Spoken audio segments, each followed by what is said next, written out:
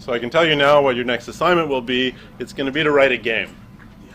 Um, and it's fairly open-ended.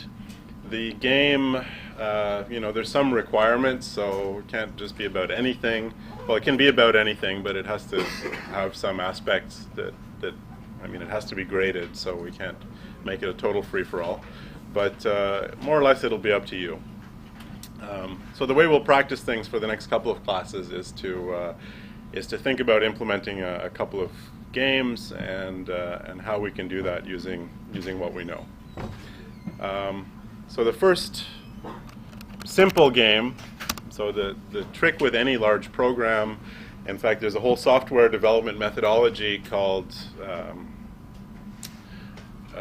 there's Agile and Extreme Programming, whose goal is to always have something that works, and the way you improve it is you keep adding features to it. So, for example, we'll start with something that works, or at least some code that works, and an empty file is code that works. So that's good. It's a good starting point. And maybe we'll put a little description of what we want here, and we're not really sure. That's one of the things about developing games is you may have a good idea about what your game should be like, but it's not really until you get a prototype going and start playing it that you realize, oh, maybe it's not that much fun, or maybe it needs some other feature to be more fun, or maybe it's really fun and you could still make it better. So it's a good model to have this idea of always having something that works that you can play or at least do something with, rather than very carefully planning your entire game and what it's going to look like down to every last detail, then implementing that painstakingly and then playing it and realizing, wow, that's a really bad game. So better to learn early on what works and what doesn't. So this is going to be a simple math game that tests, let's say, the user's ability to do addition. Well, let's even not be that specific. Simple math game. We'll leave it at that for now. So let's say that this would be something for kids who are learning addition. Let's say, how to do addition. Maybe some other things we can add later, but let's keep it simple for now. A game that tests the user's ability to add two integers in the range. Minus 100 up to 100. So this also tests subtraction if they happen to get a negative value. What else should this game have? So what do games typically have? What's a feature of games? Score. Yeah, so we want something like keeps track of the score. So we're just writing down some requirements we might like. Anything else? Yeah. If there's a username. Sure. Calls the user by name. Makes it a bit more personal. Yeah. Lives or chances? Okay, so this game has some. Let's 3 lives before it ends. Yep. Okay. Increasing difficulty. That's something we like in a game. Yep. That's a tough one.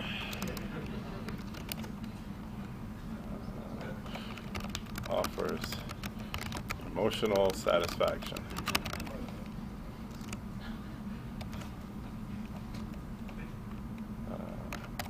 Or motivation. Yep. It could give solutions if the user loses. Okay. so that's a good feature. Gives solutions to incorrect answers. Yep. A hint option. Okay. We're getting a long list of requirements here. A hint option. So, okay. Yep. Multiplayer question.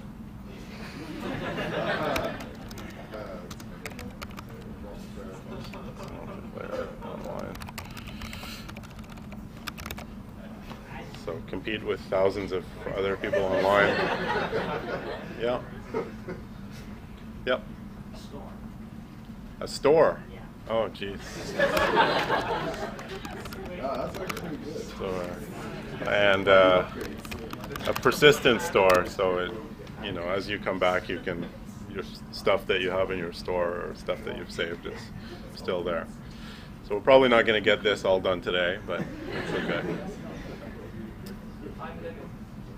Okay. So that's a good one. Time limits. What's that? DLC. I don't know what that means. Oh, DLC. Okay, downloadable content. Yeah. No need if we're not charging for it, right? You just offer it all up front. Yeah. Okay. Recorded high score. Good luck making this look nice in the command. We'll see. Yep. A credit list. Credit list. It's going to be a big one. Easter egg. Why not?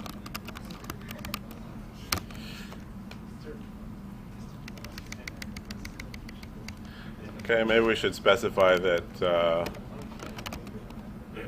these things are on our wish list. Okay, so let's start with the simplest version of our game, which presents the user with two integers and asks them to, there's one feature here we didn't mention, although it's sort of goes without saying. What's that? Well, so so one thing we'd like is the game, we'd like it to be finite in some sense. So if the game is just going to ask you to add together two integers, then once someone gets good enough at it, they could basically do this indefinitely, right? So somehow we would like the game to get harder, which will hopefully make it finite. At some point it's just impossible to keep going. So a definite start and end. But it's something we take for granted with games, although not always, especially ones new releases. Yeah? A lot of old arcade games used to just offer a kill screen at one point. You would just get far enough and it would just drop you dead out of nowhere. Yeah, so we don't necessarily want to do that, but No, I'm just commenting that a lot of older games did offer an end. there was an end even though you could play forever. So, or something weird happened, like the score counter would roll around. So I think in Donkey Kong, once you got over 1 million, you roll around. Cheats. So Easter eggs, cheats, hidden stuff, hidden content. But something we take for granted in games, although I've even recently played PS3 games where this wasn't always true, is that they shouldn't crash. So it shouldn't be possible to, and that's pretty high up on the list of things we want, right? Game should be robust, shouldn't crash.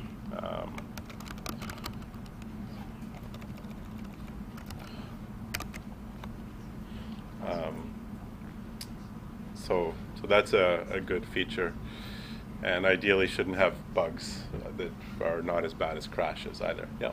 I was thinking maybe, is it okay if it has like a catchy soundtrack so that it keeps people going? Sure. Soundtrack is good. Like Tetris, you know? Yeah. Catchy.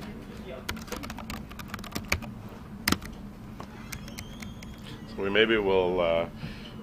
The problem with some of these features, soundtrack is one of them, and even we'll see timing is time limits is another one. Is they can be a little bit tricky to implement in a way that works across all platforms. So it's pretty easy to find a Python library that will play MP3 files that works on Windows but doesn't work on Linux and doesn't work on Macs. Or there's one that works for Linux but then doesn't work for Macs and so on. So we may run into some portability issues. We'll deal with those however we like. But let's put that in as a requirement. Something we would like to have is that this is cross-platform.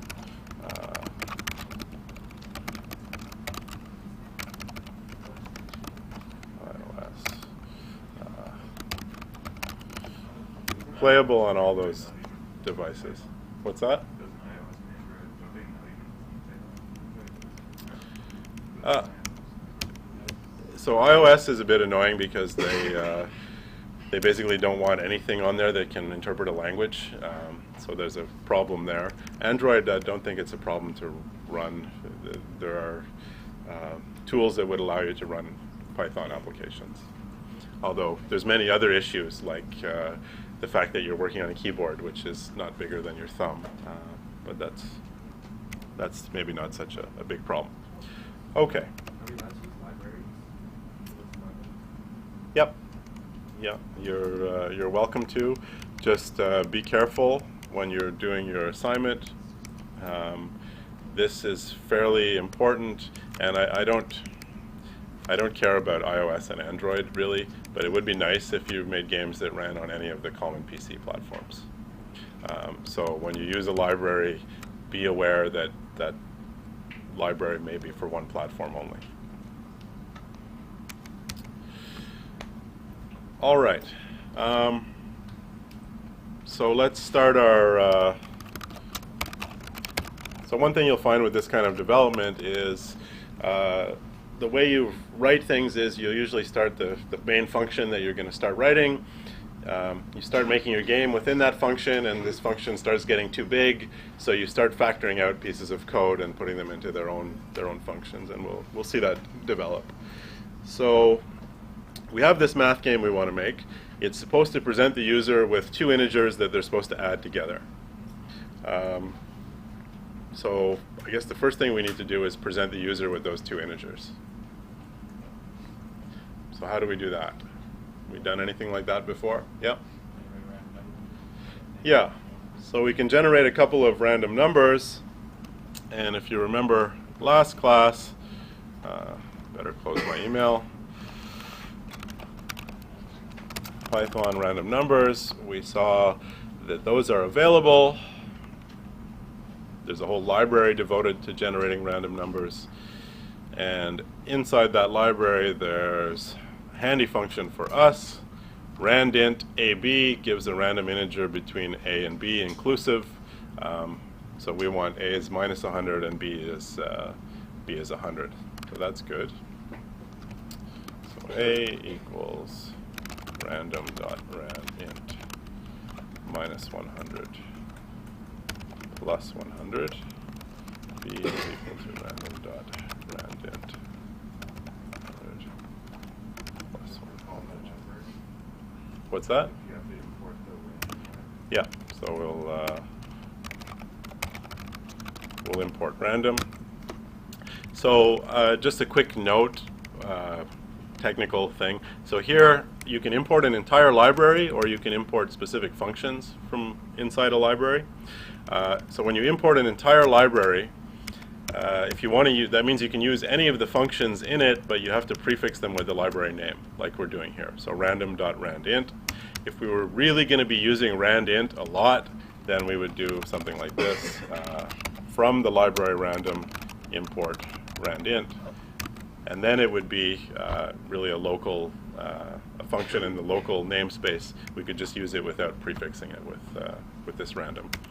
I don't recommend usually importing functions this way unless they're something you're going to use a lot, and doing this will really improve readability. So for example, very often from the math library you'll import functions right into the local namespace, so square root and whatever, logarithm, or these functions in the math library. And that's because you use them a lot, and sometimes you even use them inside of complicated equations, and it's just easier to read if you don't have to prefix them all with math. But for things like this, I'd just leave that out and import the whole library. Yep.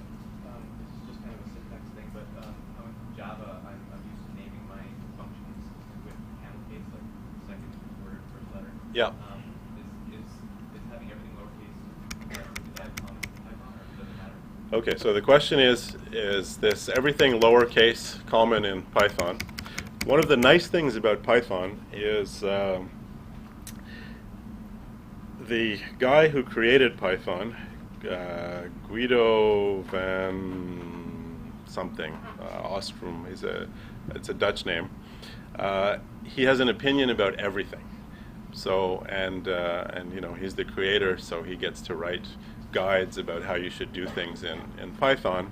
So if you're not sure, you can usually look it up. And so the question here is, well, should we use lowercase variable names, uppercase variable names? And you can look Python variable name convention. There's a whole document on how to name your variables, functions, classes, and everything else in Python, and what conventions to use, as well as things like, should you use tabs or spaces? How many of them should you use? When you have an expression like a plus b, should there be spaces around the plus sign, or should they be glued together? Everything is more or less described in there, and it's the recommended way of doing everything according to the creator. There it is, Guido van Rossum. So you can look it up. So naming conventions talks about the different ways of naming things, lowercase, lowercase with underscores, and so on. And what you're asking about is function names. Pretty clearly, function names should be lowercase with words separated by underscores as necessary to improve readability. So that's what's recommended. On the other hand, there's in here, it's also mentioned that you should follow whatever conventions, here it is, foolish consistency is the hobgoblin of little minds. You should follow whatever conventions are in use by the project that you're working on. So if you're starting a new project, this is what they recommend. But if you're going to go and work on some project that already has 20 million lines of code, and they've been using some conventions that are not these, then you shouldn't go and either translate the whole thing to use these conventions or use these conventions instead of the ones that are used in the project. You should be consistent throughout. But for this class, since we're making everything from scratch, we'll stick with the recommendations. Yeah? Between the two methods of importing the libraries, is there going to be a difference in execution speed? No, nothing. So the question is there a difference in execution speed depending on whether you import a function directly into the current namespace or whether you do it this way where you have to prefix things? And the answer is there shouldn't be any noticeable difference. Okay, so we still have a working program right now, but it doesn't do anything yet. So what should we do? Yeah. So we should present those integers to the user in the form of a question. Okay. All right. Yep. Since we Sure. We can check that off on our list of things to do.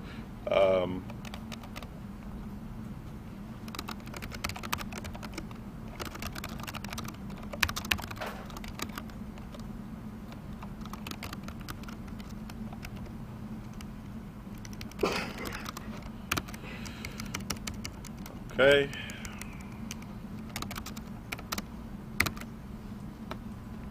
So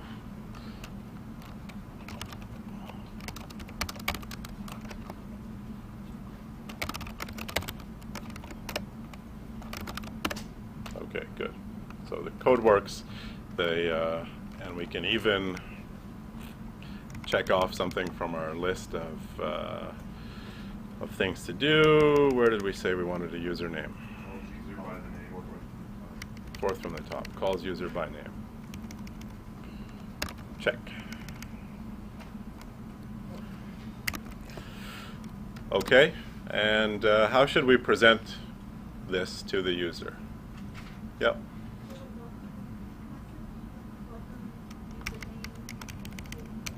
Sure. Welcome.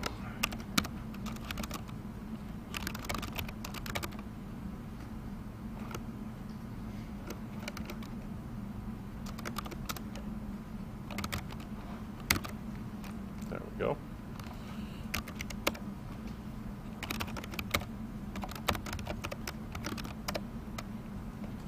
Okay. So we've got our welcome message. We've really, the user's super engaged now. We've called them by name, so they're totally ready to go. And we picked a couple of integers for them to add together. What do we do?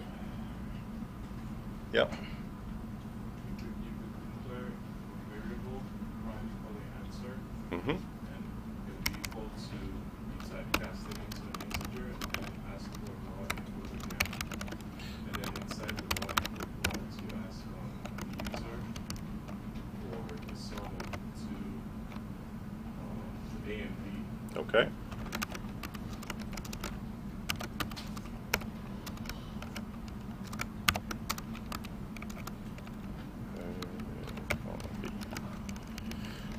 Something like that.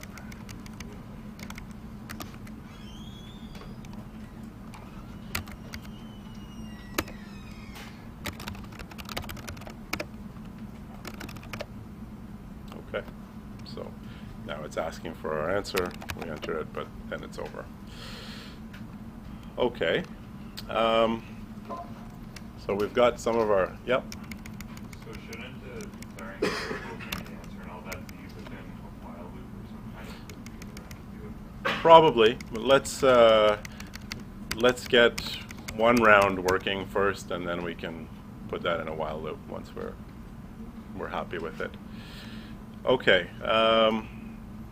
Anything that any of these things that we may have broken now? Yeah. Shouldn't the operator be random?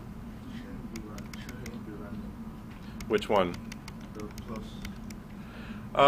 For now, let's stick with this, just adding two things together. The fact that we also take negative numbers means that we're also sort of testing subtraction and multiplication and division. I don't want to cover yet, but later, once we get something working, we can extend it to more operators. Yep. Our code now isn't as robust because we're instantly taking your raw input from the string and assuming that the user might input a number. Yeah. So if the user gets panicky and just mashes the keyboard, maybe they're worried about their math skills, then this is bad. This is what we get. Okay. So this is something we don't know how to deal with yet, and so it's easiest for me to show you. So whenever you have a piece of code and there's a chance that it could throw an error, this is called throwing an exception or raising an exception. There's a way to deal with that. So first thing you do is you run the code and you figure out what the problem is. And here we see that actually the problem is a value error. So that's what we're looking for. So I'm going to say try. So try this piece of code, and if a value error occurs, then do something else. So let's see what happens.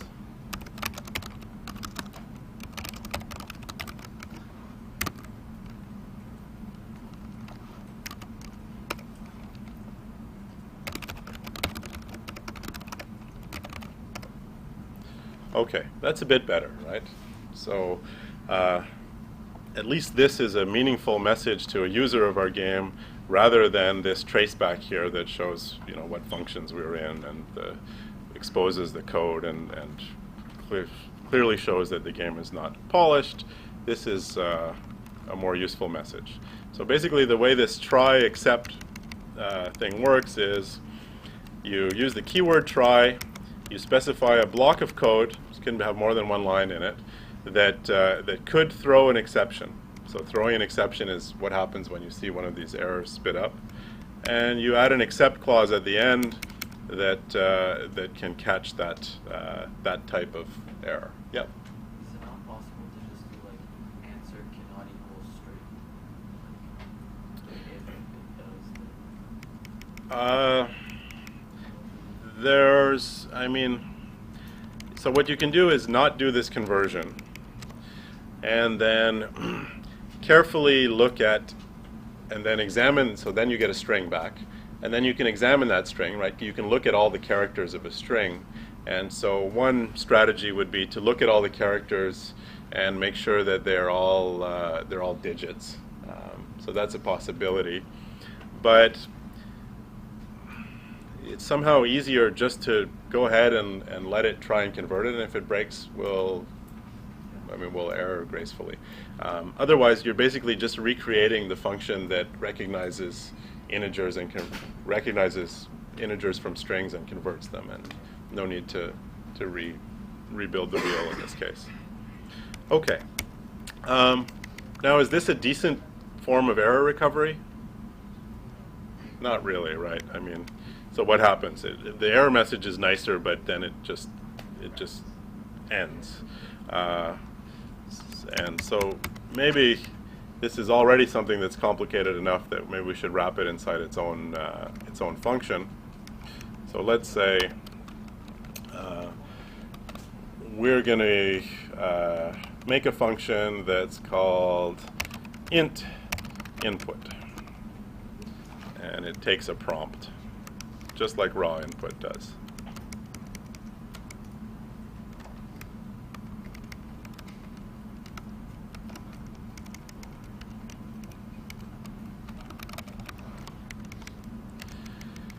So well, seems like we're going to be taking input repeatedly, and so so we can wrap that in its own function. Int input prompt. So this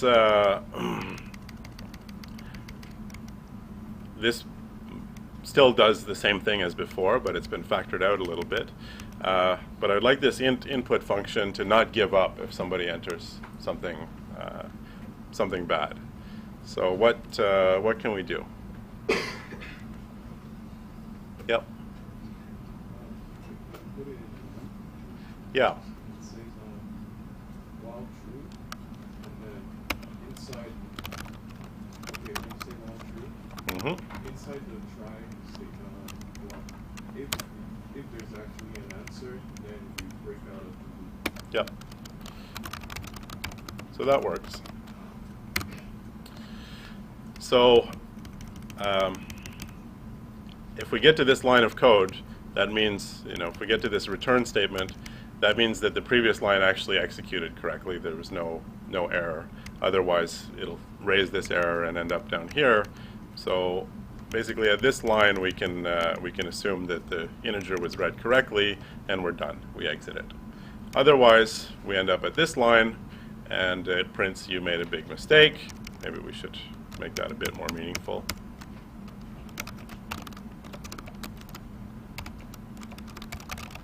integer, try again, and reprompt again. So let's test that out. Yep. Well, just the way you have it now, won't it prompt them with the question once, and if they get it wrong, then it'll just shoot them out of that error message, and then not prompt them the question again, just expect an answer. Like, wouldn't it be better to have it ask them the question too? Well, so it will, you'll enter the while loop because it's true. You'll execute this line of code, which shows the prompt. And if that fails, you'll end up down here, print an error message, and then back to the top of the while loop, and print the prompt again. So, should work. We can test it.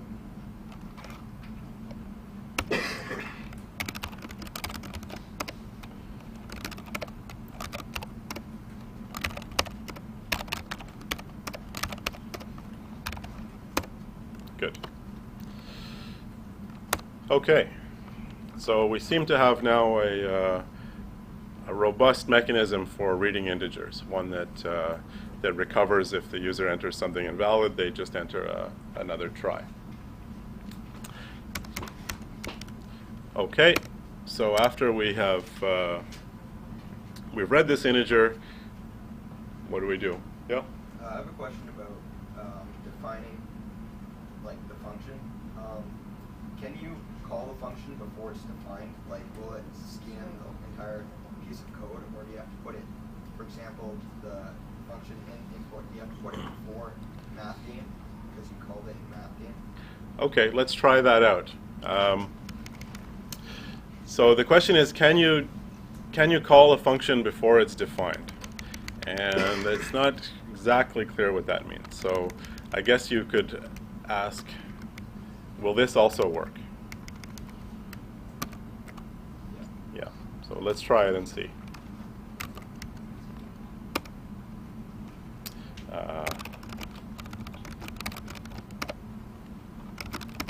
Yeah, so it works. It called that function. But let's try again. We're not really calling the function before it was input here, because what's happening is the function mathGame calls int input. But mathGame doesn't run until this whole file gets read, and then this is where we ran mathGame, Right. after reading the whole file. So we could try something else and say, just for fun up here, let's try and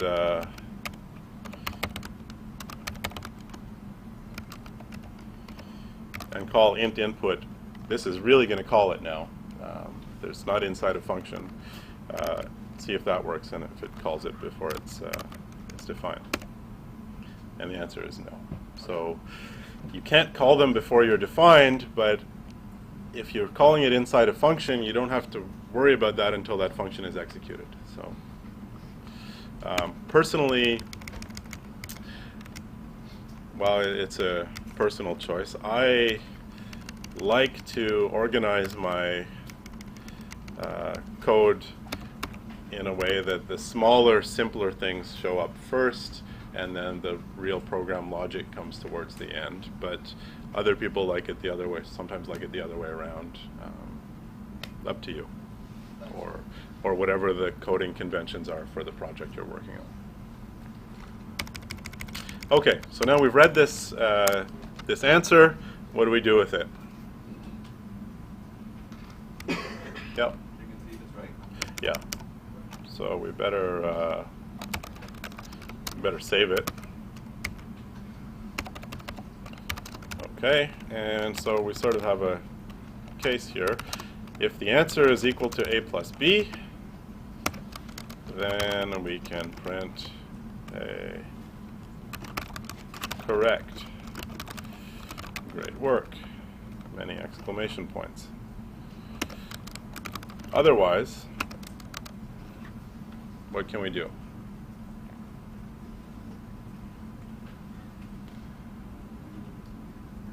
Well, we can print incorrect, or I like like this wrong has a nicer ring to it.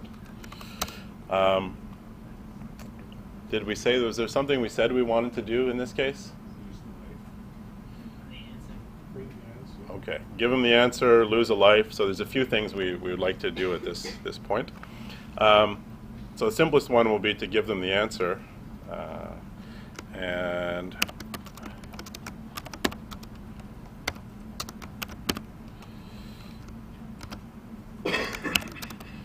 so that's, we want to say A plus B is equal to A plus B.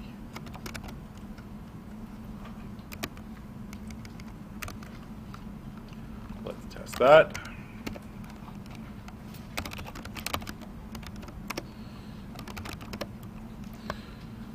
(81 minus 95) 14. negative 14. Correct. Great work. Let's take the other path now. Minus 60 plus 37 is 500. Wrong. Minus 60 plus, or minus 37 is minus 97. Good. Seems to work. Both of these are good. So we can go back up to our list of requirements. We're robust-ish so far. There's still a funny issue with the handle. If they enter an empty name, then the prompts are going to look funny after that, but it's not going to crash our program. We don't keep track of score, but we did give solutions for incorrect answers. Now we'd like to do this, well, a few things. We'd like this game to keep going, and at the same time, we don't want it to keep going forever, so we want to introduce this notion of lives. And we said we want 3 lives before the game ends. So after we get the user's name and welcome them, we'll say lives equals 3. And now this block of code here is basically what should be in the main loop of the game, right? We repeatedly ask these questions. As long as they keep getting them right, they get to keep going. Every time they get one wrong, they lose a life. And so this is somehow the loop that repeats. So we'll want a while loop around this. And what's the condition for the while loop? Yeah. While the lives is bigger than 0. Yep.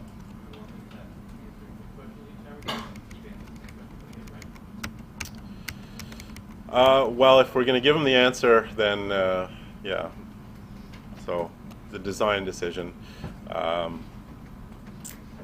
okay. So okay. So while lives is bigger than 0, and so that means if they get the answer wrong, we should subtract, take away one of their lives, and it's always more fun to add pressure by telling them that they're running out of lives. So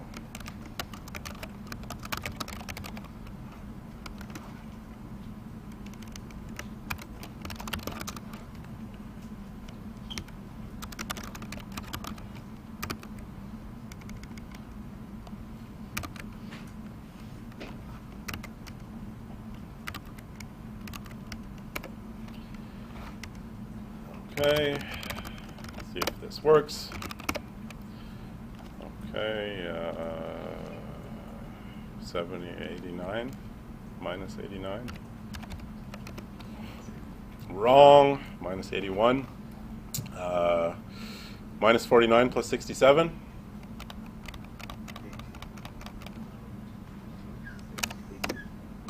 Correct. 76, minus 76 plus 93. 4 minus 70. Yeah. So let's do a couple of incorrect ones. So if we do that, we get the same question again. That's good. And if we put in an incorrect answer, it says wrong, you have 1 life remaining. Oh.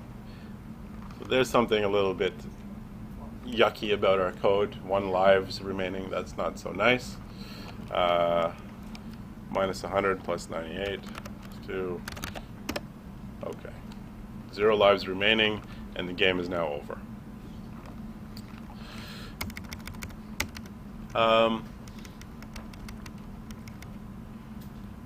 Well, we could. Does it bother people that we say 1 lives? Yeah. Yes? Okay. So.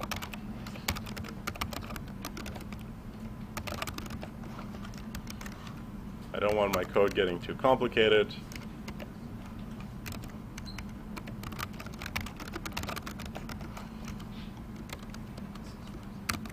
Yep. Could you, instead of writing lives, write like percent s and then put an if statement in that bracket, and then say if lives equals 1, then like, and else. Okay. Do you want to? How about I show you a confusing way to do it, and you guys can figure out why it works.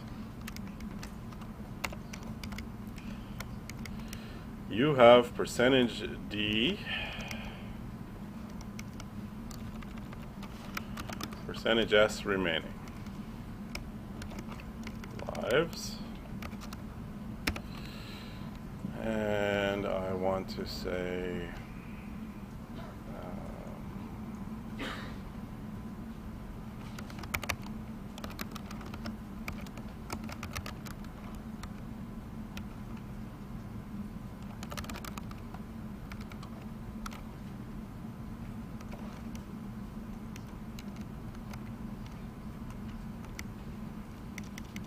so there's some confusing code. Will that work? Let's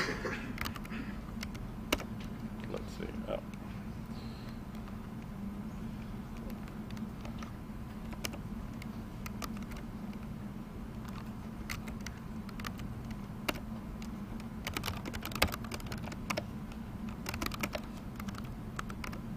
Two lives remaining, 1 life remaining, 0 lives remaining. So there's a little puzzle for you to figure out why that works.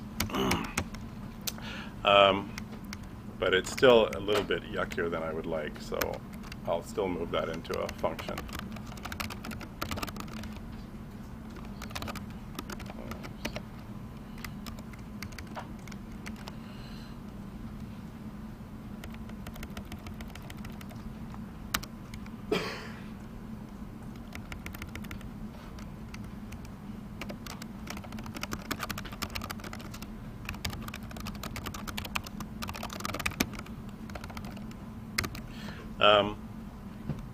One thing here that I do want to point out is this this backslash here at the end of a line with nothing else after it.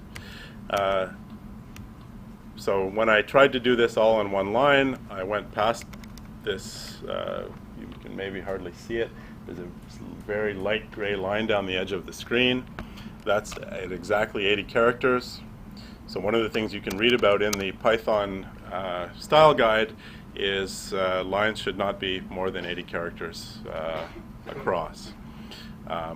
So I went over that, so I had to break up my line, and the way you break a line in Python is just by putting a backslash at the end of the line and starting the rest of it on the next line. So this backslash really says, okay, I'm ending the line here, but keep reading as if the next line was still on this line. I think it's called a continuation. Okay. Yep. Do we have to put the lives thing in its own function? No, no. I mean, it worked fine when it was outside, when it was just in its own place. What I'm trying to do is maybe follow some of the book's recommendations, which avoids having if statements inside of if statements, which is basically what we've done here. We've done it a slightly different way, but once you end up with if statements inside of if statements, you should think about taking those inner ones and moving them out or doing it some other way. So in this case, we just move this into another function. Oh, lives. There we go. Okay, so we seem to have a working game now, right? Is it a very fun game? Yeah, I know. I can tell. So we have the 3 lives before it ends. Oh, score. So we don't keep track of score. I never did explain what? Why that work? No, you're going to figure that out on your own. That's an exercise. Yeah. Think it through. Yep. Shouldn't there be a feature where you can like we get a certain amount of points and we enter do we not want that? Well, so we do want to keep track of a score, and we haven't been doing that yet. So maybe we should do that. So I guess you start out with score is 0, and well, if you lose a life when you get a question wrong, maybe your score should increase when you get a question right. So I don't know. Common trick in these things is to use big scores right away. It sounds cooler.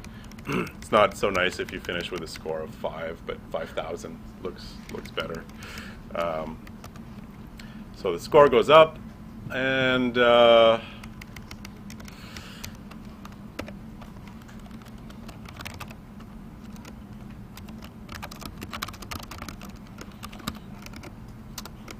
nice to let users know how they're doing.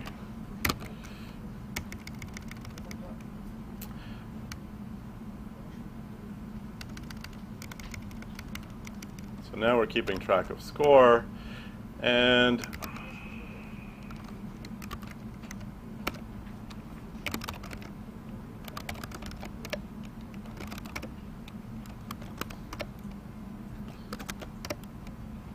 there's one I can do, maybe. Okay, so it prints our score every time we get one right.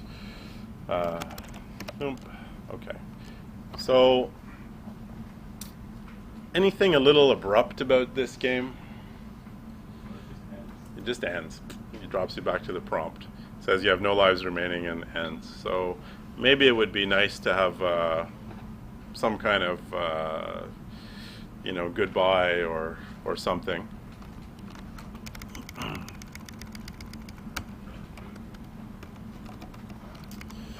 So at the end of this while loop, maybe we should say game over.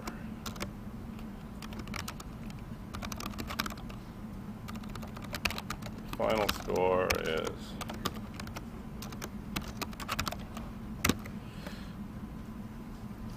okay. Yep. Should we try to have like a retry option? Ah, so you want to have a play again option? Okay. So that would be what? How would we implement that? Yeah. Ooh, yeah, we could use recursion, but I don't want to do that yet. Yep. You could nest everything in the function into another loop, and then up at Yeah. if he wants to try again. So we want to wrap this whole thing inside a while loop. Now again, if we do that, that means this will have to be indented another level, which means we now have a while loop inside a while loop with if statements inside of it. That would maybe be getting a little complicated. And so we can take this part of it anyway and call this the main loop. So we ask them for their name, we print a welcome message, and then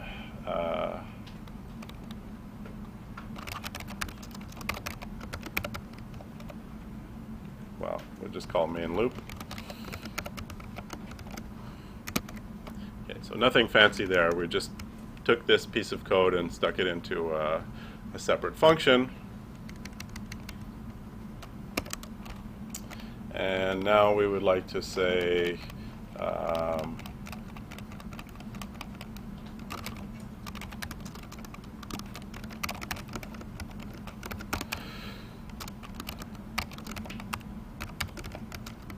ask them if they want to play again. What's that? Yes, it is. So that's going to be a problem. You can tell by the color. So continue is a keyword you use inside a loop when you want the loop to continue. So it's a little bit like, so I didn't show you continues or breaks because, so they're both keywords you can use inside a loop. One is to break out of the loop, the other one is to continue to the next iteration of the loop. I didn't show them to you deliberately because they often tend to be a sign of bad planning, bad logic, and difficult to follow logic. So continue would essentially say, skip the rest of the loop and start at the top again. Yep. Is there any way to like remove a tab from the section? It depends on your text editor. So in this text editor, Shift Tab will, on a highlighted thing, will take the whole thing back, and Tab will move the whole section. I don't know what editor you're using and if it supports such a thing.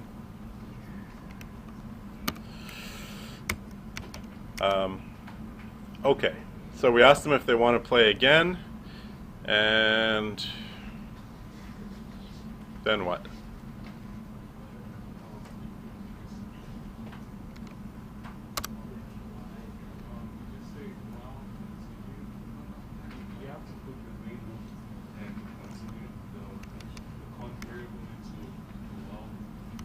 Okay, so there's basically two ways to do it because there's not these do loops in Python.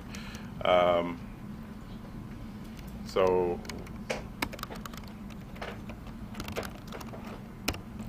while continue dot starts with, so let's do this simply.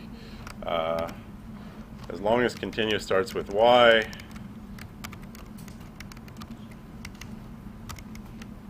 we do the whole thing over again. So if they enter anything that starts with y, whether it's yes or whatever, we'll start the whole thing over again. Yep. Can you say like no? Can we just say like something like normal, like thanks for playing? Sure.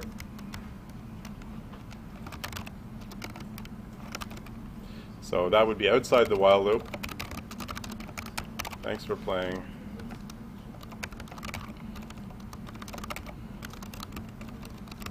Come back soon.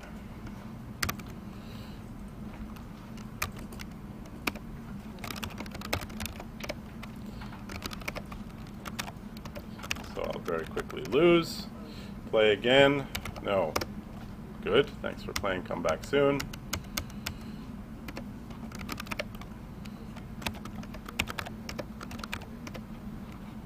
Play again. Yes. Oh, that's one I know the answer to.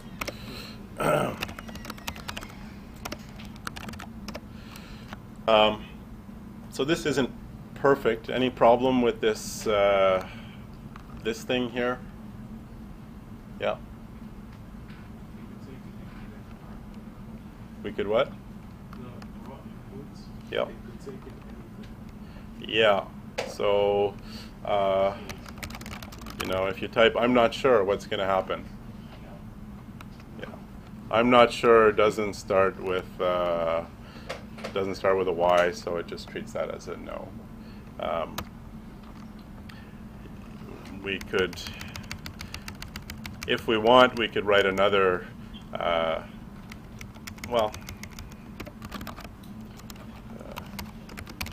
Let's just do it.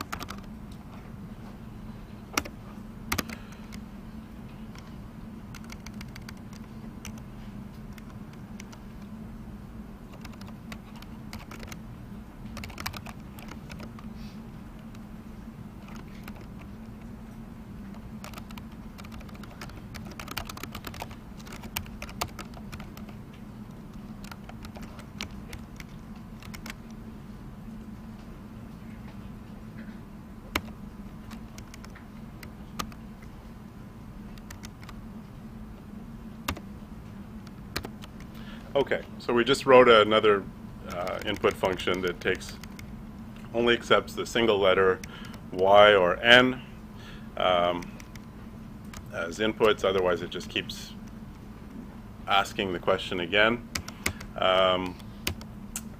Anybody remember what strip does? Okay, useful to know. Python string strip.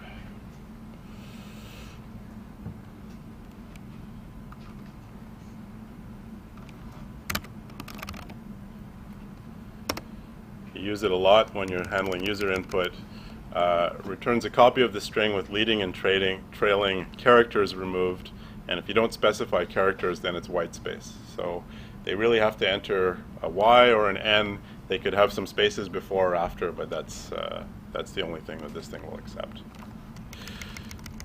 And go back and check our logic. We run the main loop, so we play the game once, and as long as the user keeps entering yes, then we'll run the main loop again. Yeah. So for strip, if they actually type yes, It won't work. Strip away Yeah. yes. No. So this we've now changed it so that it really only takes a y or an n. Yeah. With white space around it, but that's all. Okay. Quick test.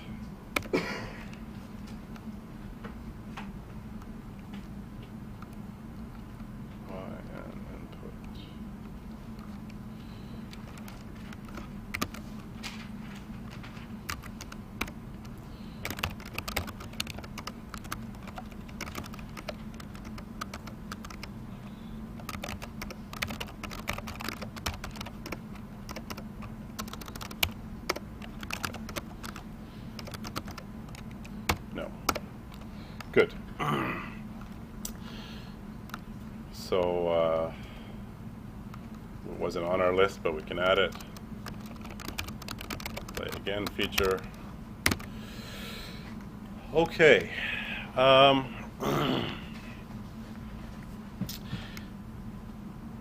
So any observations so far about this game? Yeah. Yes, it is. If you don't want that, you could convert it to lowercase. Then a capital Y or a capital N will work also. Okay.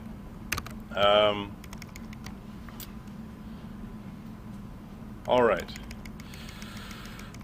So what's next on our to-do list? One of the ones on here that looks that's maybe, you know, there's sort of two related ones: increasing difficulty and time limits.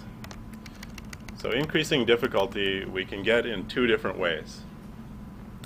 So what's one of the ways of increasing the difficulty?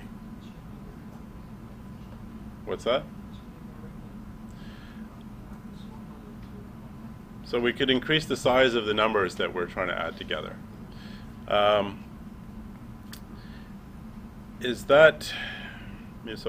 That does make it harder, and eventually as the numbers get bigger and bigger, the user's more likely to make a mistake, but it's not totally satisfactory, because once somebody gets good enough at addition or has a calculator handy, then they can game this, right?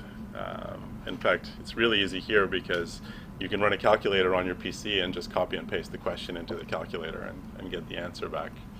So there's somehow a nicer way of increasing the difficulty, and that's with time limits. So just give them less time to answer the same kind of questions. Then yes, they can still cheat by doing copy and paste, but actually somebody who's good at these things could probably do it faster than this copying and pasting it. Somebody who's really good. So we'd like to introduce these time limits. And this is where things get a little messy. So Python raw input timeout. So Python raw input and timeout. Now we actually, so we want to do a raw input, but we would like this to time out, meaning if you don't enter something fast enough, then it goes away. And so first thing you notice when you search for this is the solutions now don't come from python.org. They start coming from other places like Stack Overflow. So let's look at the first one. And here someone asks the question, I want to do raw input, sleep for 3 seconds, and if there's no input, cancel the prompt and run the rest of the code. So that's sort of what we want. We want to wait for them to enter their number, and if they don't answer fast enough, then we cancel and well, treat that as if they got it wrong. So here's a nice slick piece of code for us to borrow.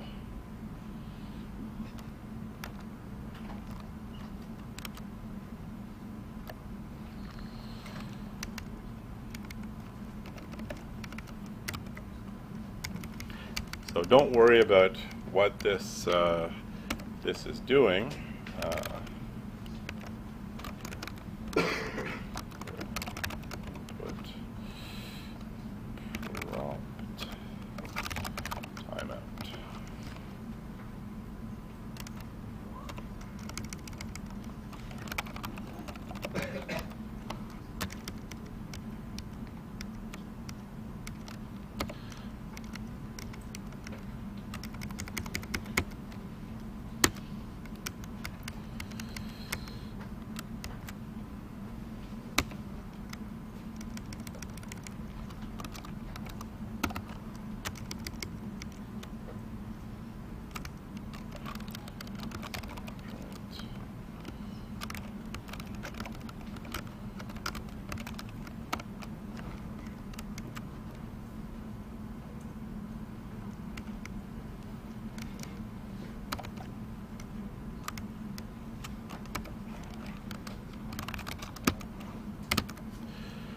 Okay, so this code, in case anybody cares, opens uses a select operation on what's called system.in or standard in. That's basically attached to the keyboard, and it waits for that to be ready to read something for a specified timeout. So if you ever take a course in network programming, you'll learn about sockets and select, but that's not important for what we're doing. And all right, so it waits for it to be ready, and then if it is ready, it reads it. Okay, so this is basically raw input, but it takes a second argument, not just the prompt, but a timeout value specified in seconds. So we want to use this when we're reading integers, and we would like to use this with a timeout. So let's change our int input so it also takes a timeout argument. And we want this to be timed raw input with a prompt and a timeout.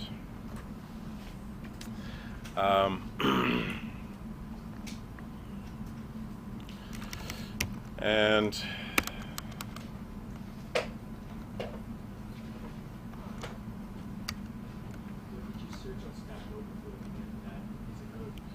I didn't search Stack Overflow. I just used Google. Never use site-specific search. Google searches every site better than they search themselves.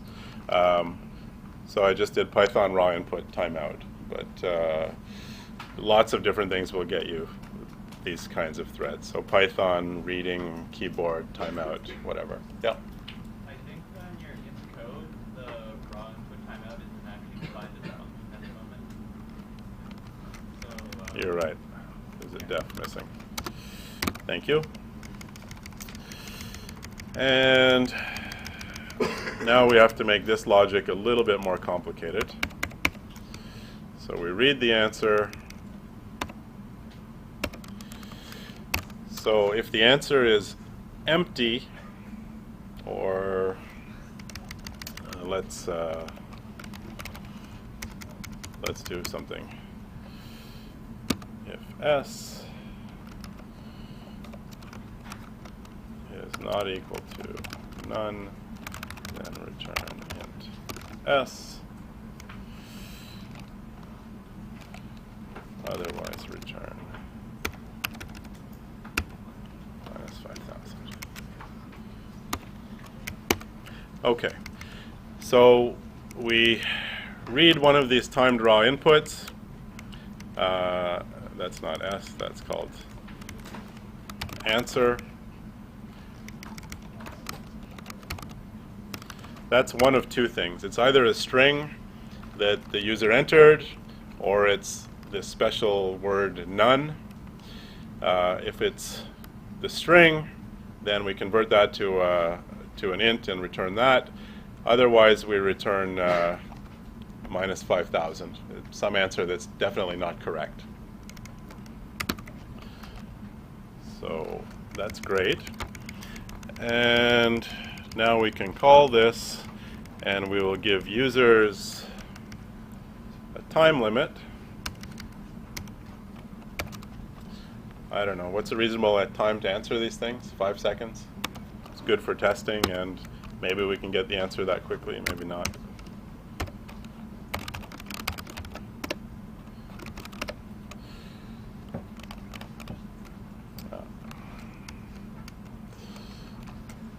So, timed out, but we didn't see the we didn't get to see the question until we ran out of time. So funny little issue there. Yeah, let's play again. That was fun. Okay. So now it's trying to get me to answer the question without showing it to me. So let me fix that.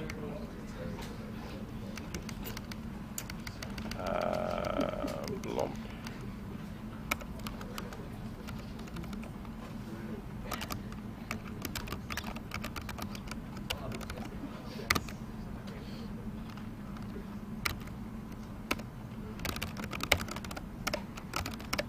Okay, good. So there's our question. Somebody want to give me an answer? Too late? Next one?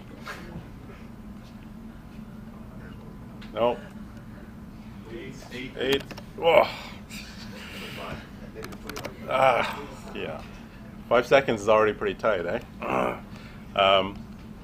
Okay, so now it's suddenly become a real nail biter. So this game that was boring has suddenly gotten more interesting, but it's maybe a little too hard to begin with. So 5 seconds is a little short for a novice. We could up that, but what we really want is increasing difficulty, right?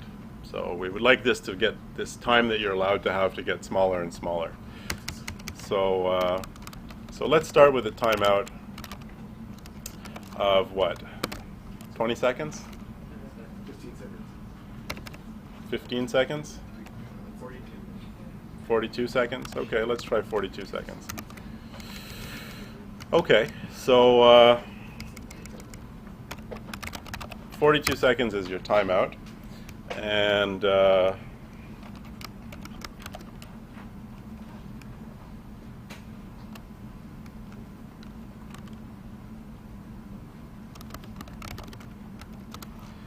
again, it's always nice to make things stressful by telling the user exactly what their limitations are. And so we want to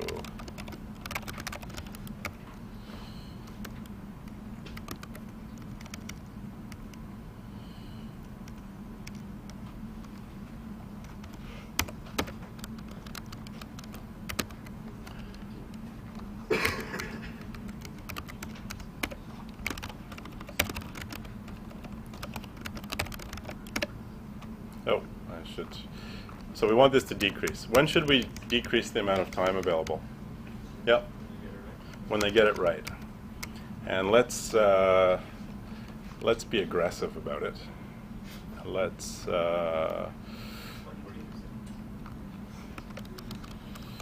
well, so what's a good way to decrease a timeout? So by half, 5 seconds. by 5 seconds. So what's the problem if we decrease it by 5 seconds? That puts an end to the game after a finite number of rounds, right? Because eventually timeout will be -3, so we'll run out too quickly. But dividing, or dividing by 2 or some factor like that is something that never really ends, because it just keeps getting smaller and smaller, closer to 0, but never quite gets there. So let's divide by 3. And anybody point out a problem we could run into here? Yep. Yeah, this is going to be pretty quick, but bigger problem. Yep. I'm not sure because of the other code, but will it accept a floating point? The other code accepts a floating point, but we forgot to do something, which was use the right kind of division. So from future, because if we repeatedly use integer division, we'll also get down to 0 at some point. But if we use floating point division, then we're good to go.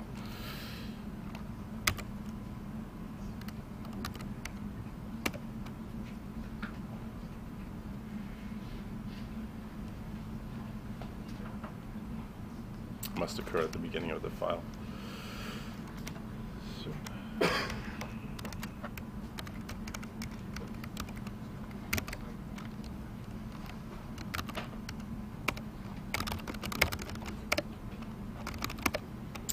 Okay, 42 seconds. Somebody give me the answer.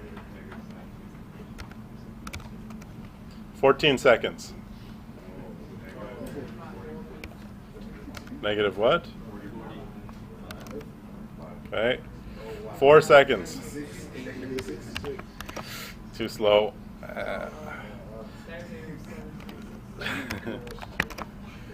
Oh, too late. So final score is 2,000. Good. So we've got somewhere. We might want to fine tune that factor of 3. Even a factor of 2 is going to be pretty fast, but you could do a 1.5, see if that's playable or not. And now we've knocked off 2 increasing difficulty. We have time limits. How are we doing on emotional satisfaction? Yeah. I think we're about as good as we're going to get without printing out a participation medal. Yeah. So we're okay. I don't know. Yep.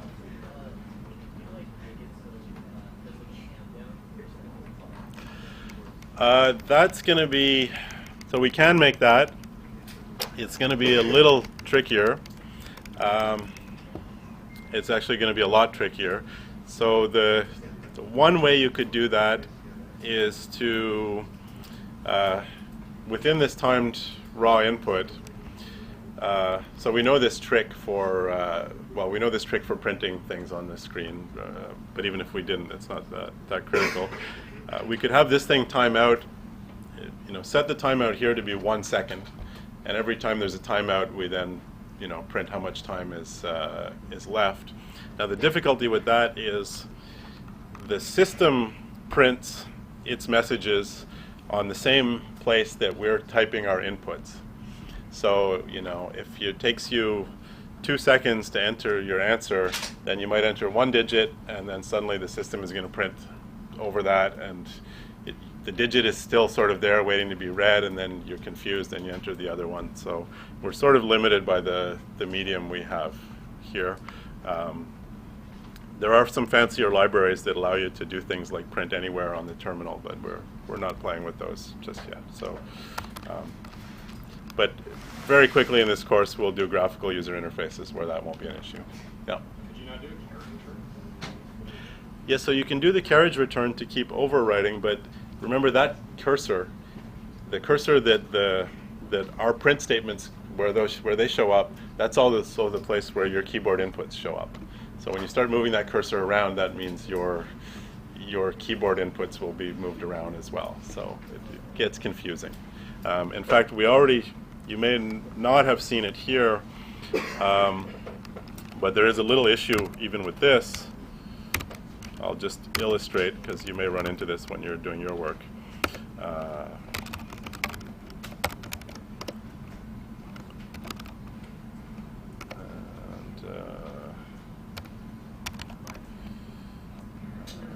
Oh, nice. 121, 35. So if I put this in, just leave that there and let it time out.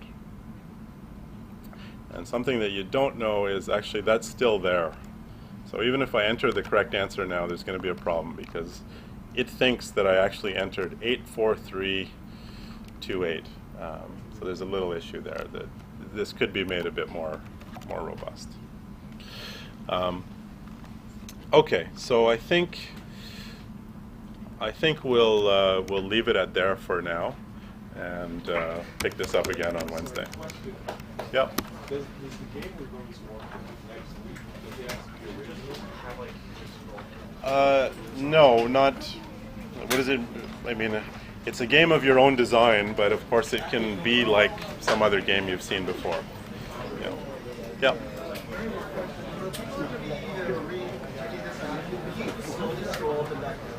What's that? Yes, I screwed up with one In the editor or in the? In the editor? Yeah, just here since you're still recording. Oh, I see. I see what you're saying. Okay.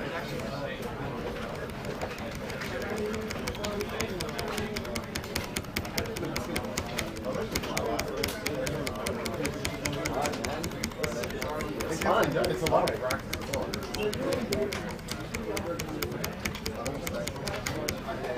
All right, thank you very much. Yep.